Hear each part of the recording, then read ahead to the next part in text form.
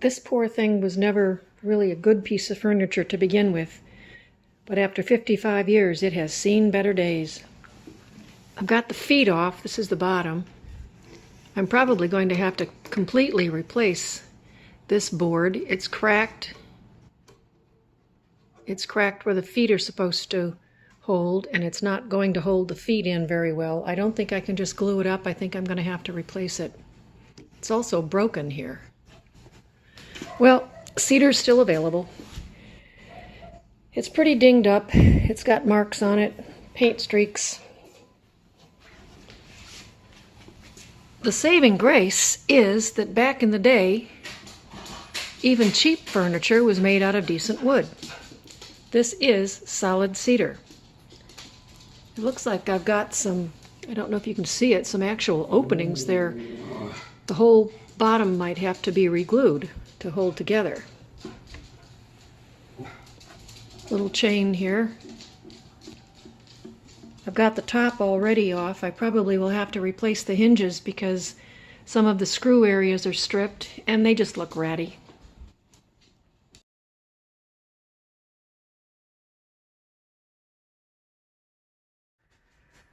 No idea where to start on this poor thing, so I'm just going to find things that need to be done and start doing them. Right now, this nail was driven through. I'm going to have to get that out. That board needs to be completely replaced. It's cracked and offers no support and can't really be glued up anymore. So I'll start there. I've got a hammer, a couple of nail sets. We'll see if I can get it out without doing too much damage.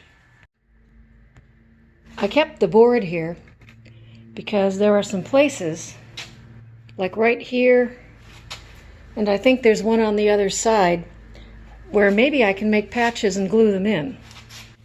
These are the legs.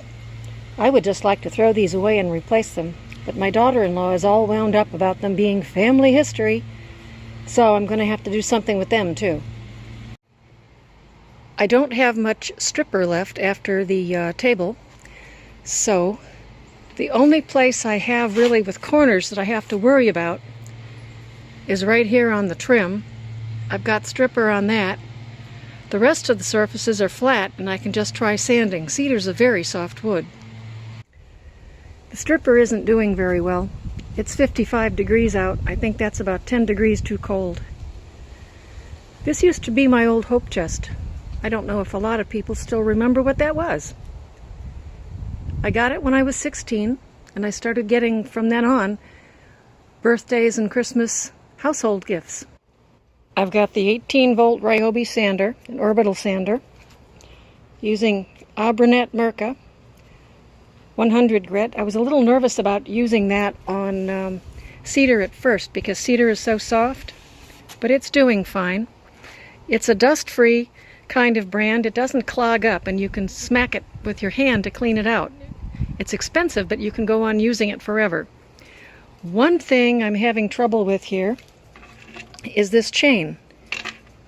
This screw, the head is stripped, so I can't get it off. Since you don't do anything with the interior anyway, I'm just going to leave it be and push it around out of the way as I work with the chest. Got it sanded down. There are some nicks, some problems here. A burn here. I don't know how that happened. That will not come out. I'd have to sand it down way too far.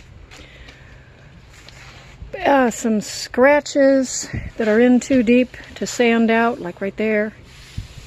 I guess I'm going to have to get some wood filler and go from there. At one point, this thing started coming apart and was attacked by a wood butcher. This nail must have come out, and someone just pounded something back in, and it came right through the side. I got the nail out. I'm going to have to use a clamp to pull that board back in. When whoever put this back on did, they have a very uneven edge here. It's raised off the back, so I'm going to need to plane it down until it's even. This is turning out to be a little more work than I thought it was going to be.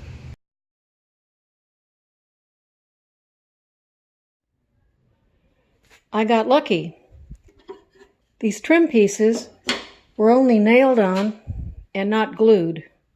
As I understand, often they don't use glue on cedar because of the oils, which means I can very gently and very slowly peel the trim pieces off and then use the electric sander instead of trying to hand sand all the corners. I got lucky. These trim pieces were only nailed on and not glued.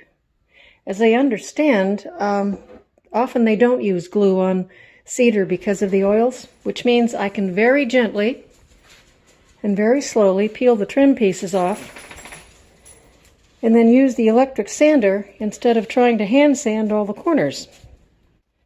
Nails out, and I'm ready to sand. I did need 2 hands to grip those pliers. Oh, okay. The trim's off. I have to see what I can do about these areas where it got chewed. All sanded down. I got the goop that was in that slot. Oops, I got a little more there to get. That's a spot where it got wet.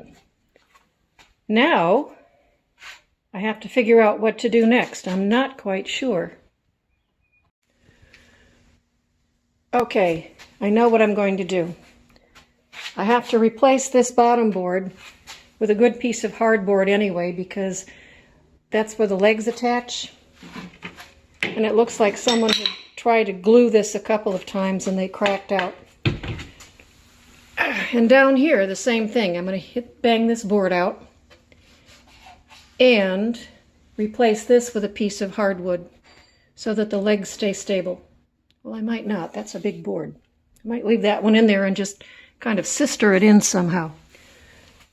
Up here, I'm going to reattach these. And instead of even trying to patch this, I'm going to run a router over it, which should break the edges and make it less likely to get dinged up in the future.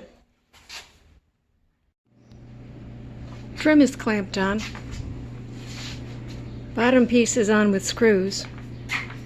We had to push a board in from this side to wedge it up so that we would have this edge, this board straight. And what I'm going to do with this corner, I still don't know. Trim is glued on. Hubby put this here, cut a piece to fill in the broken piece here, and really it matches the tone up here and looks pretty good. We've got some wood filler that's going in there. Then sand it, then I'm ready to polyurethane. First coat of polyurethane on. It's not perfect, but it certainly does look better than it was. It's done. The feet had to be shortened because the wood was damaged, but only 1 inch. It doesn't look too bad at all.